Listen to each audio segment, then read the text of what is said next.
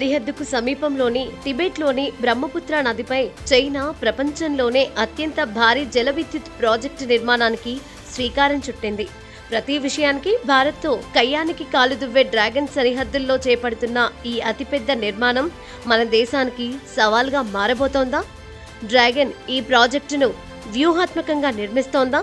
ఈ ప్రాజెక్టుతో భారత్కు భారీ నష్టం జరుగుతుందా?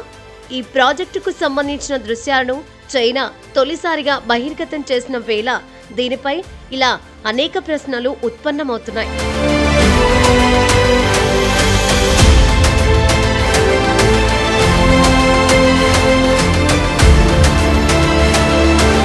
బ్రహ్మపుత్ర నదిపై అత్యంత భారీ జల విద్యుత్ ప్రాజెక్టు నిర్మాణానికి ఈ నెల 19న చైనా ప్రధాని లీ కియాంగ్ శంకుస్థాపన చేశారు.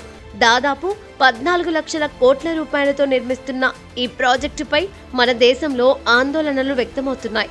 దీనివల్ల మనకు నీటి పరంగా భారీ నష్టం కలిగించే అవకాశం ఉందని అనుమానాలు వ్యక్తమవుతూ ఉన్నాయి.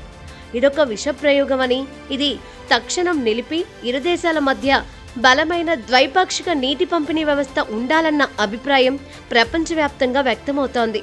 ఓ రకంగా ఇది మన దేశానికి చైనా తెలివిగా పెడుతున్న తలకొరివిగా అందరూ భావిస్తున్నారు.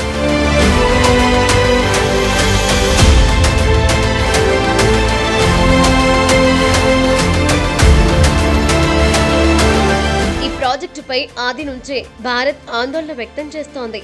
హిమాలయాల్లో టిబెట్ నుంచి అరుణాచల్ ప్రదేశ్కు నది గమనంలో వంపు తిరిగే చోట ఈ డ్యాంను నిర్మిస్తున్నారు. భారీ డ్యాం నిర్మాణం వల్ల ఇక్కడ పర్యావరణానికి తీరని నష్టం కలగవచ్చని విమర్శలున్నాయి.